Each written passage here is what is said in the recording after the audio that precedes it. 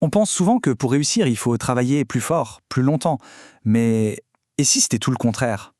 Aujourd'hui, on va explorer une philosophie de gestion qui va à l'encontre de nos réflexes les plus naturels, mais qui, vous allez voir, donne des résultats juste extraordinaires. C'est la question qui tue, n'est-ce pas? On connaît tous des gens, des équipes, des entreprises entières qui travaillent d'arrache-pied, qui mettent une énergie folle dans ce qu'ils font, et pourtant les résultats ne suivent pas toujours. On a cette sensation frustrante de faire du surplace. Alors où est le problème? Qu'est-ce qui cloche? Et voilà, cette citation de notre source, Mario Gaudreau, met le doigt exactement sur le problème. Si l'instinct et le travail acharné suffisaient, tout le monde réussirait. Mais ce n'est pas le cas.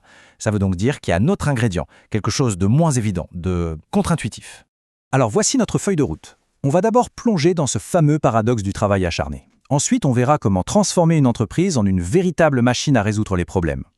On suivra un plan d'action très concret, on verra comment déjouer les pièges de la nature humaine, on identifiera la ressource la plus gaspillée qui soit, et pour finir, on regardera des résultats qui sont franchement bluffants. C'est parti. Bon, première étape. Pourquoi est-ce que notre réflexe de travailler plus est souvent une mauvaise réponse? Eh bien, la réponse se trouve en fait dans notre propre cerveau, dans notre câblage par défaut.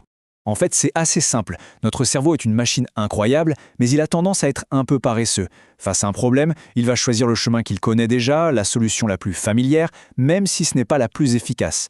C'est l'instinct. Pour vraiment performer, il faut reprogrammer cet instinct, apprendre une nouvelle méthode. Alors, comment on fait pour sortir de ce cycle? Eh bien, on change radicalement de perspective. Le but n'est plus simplement de faire le travail, mais de transformer toute l'organisation en une sorte de machine. Une machine dont l'unique but est de s'améliorer sans cesse. Et voilà le concept clé de la source. L'entreprise n'est plus juste une structure, c'est un organisme, une machine à régler les problèmes. L'avantage concurrentiel ne vient plus seulement du produit, mais de la vitesse à laquelle on identifie et on résout les problèmes. C'est ça le vrai moteur. Et là, la différence est limpide. D'un côté, le modèle traditionnel où on a quelques experts qui sont payés pour réfléchir. De l'autre, une culture où tout le monde est formé et encouragé à réfléchir. On ne passe pas de 2 à 4 personnes qui résolvent des problèmes, on passe d'une poignée à une véritable armée. Ok, le concept est séduisant, c'est sûr. Mais en pratique, comment on s'y prend? Ça peut paraître une montagne à gravir. Mais en fait, il y a un plan, une méthode très claire pour y arriver. Et la clé, c'est de ne pas vouloir tout changer d'un coup. C'est une approche chirurgicale. On commence par le haut, la direction, puis on choisit un petit terrain d'expérimentation, un département en pilote volontaire, on forme tout le monde dans ce département, on identifie les problèmes, on suit les progrès et surtout, on rend les succès visibles. C'est l'effet boule de neige. On prouve que ça marche à petite échelle et ça crée l'élan pour la suite. Et maintenant, on arrive au cœur du réacteur, le plus grand défi. Ce n'est pas la technique, ce ne sont pas les outils. Non, le plus grand obstacle, c'est nous. C'est aussi simple et aussi compliqué que ça.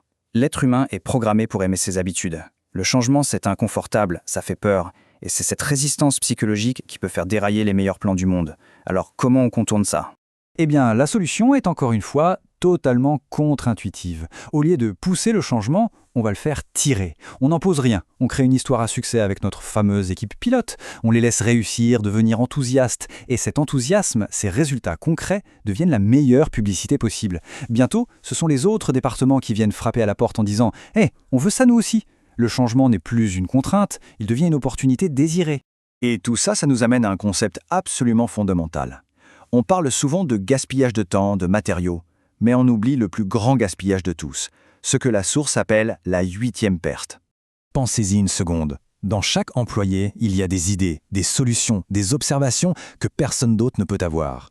Ne pas utiliser ce potentiel, c'est comme avoir un trésor sous ses pieds et refuser de creuser. Le plus grand gaspillage, ce n'est pas matériel, c'est le gaspillage de l'intelligence humaine. Ce graphique est d'une simplicité désarmante, mais il dit tout.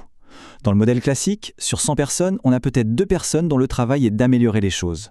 Dans une culture d'amélioration continue, on en a 100. La puissance de feu pour résoudre les problèmes n'est pas juste doublée ou triplée, elle est multipliée par 50. C'est un changement d'échelle radical. D'accord, la théorie est belle, mais est-ce que ça marche dans la vraie vie? Est-ce que ça donne des résultats concrets?